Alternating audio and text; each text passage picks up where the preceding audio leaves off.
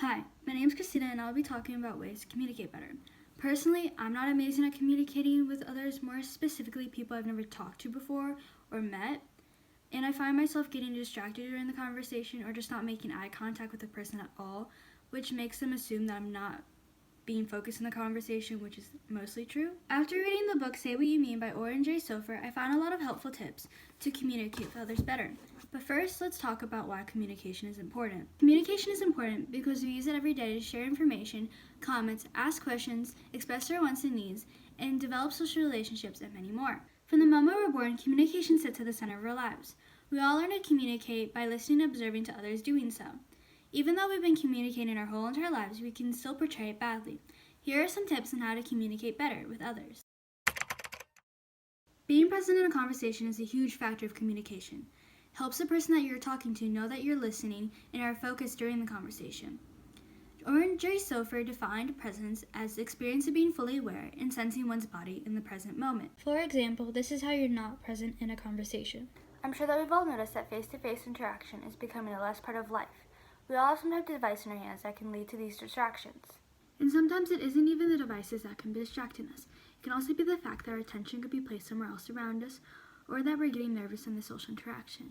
Now that I've brought up that you can get nervous, obviously, from social engagement, that will be leading us to our next tip. What I mean by pausing during a conversation is pacing. Talking extremely fast is a known effect for being nervous. This is why I recommend pausing when speaking. It helps you have more of a choice or prepare for what you're going to say next. While this is happening, we ground our emotions back to our bodies, relax ourselves, and handle our emotions so we don't end up making mistakes while we speak. Presentations can be used as a good example of pausing. You may notice the method of pausing when one is doing a presentation. Arguing or yelling at each other without trying to understand both parts of the argument is not a good way to communicate. When arguments happen, there is usually a difference between both parts of the argument, meaning one person is going to win the argument while the other one loses. But one good cause from this difference is that it can bring us all together and help us learn more about the other. Now, if you are actually trying to win the argument, you may be competitive about it. Oren J. Sofer used the words competitive confrontation when describing these type of arguments. When we are using aggression or force while talking, we end up losing the mutual understanding of the other person. This makes it harder to find a simple solution out of the argument. I recommend using both the two tips from earlier that I mentioned, which were 1, having presence in a conversation, and 2, pausing during a conversation so you're prepared for what you're going to say next. So now if you're ever in an argument, try to take in what the other person is saying. You can end up thinking that their opinion is reasonable.